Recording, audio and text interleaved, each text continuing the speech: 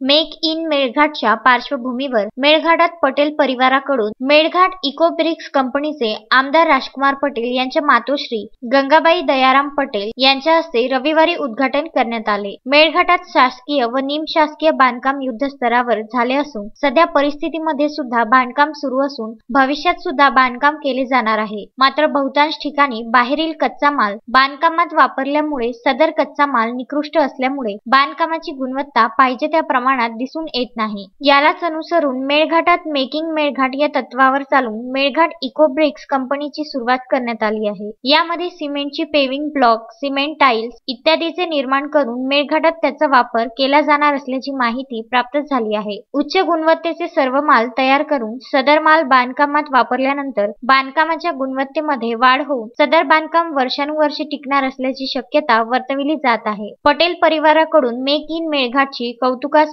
पात्र जी सुरुवात करण्यात आली आहे त्याचे संपूर्ण मेळघाटवासियांकडून अभिनंदन केले जात आहे। हे विशेष।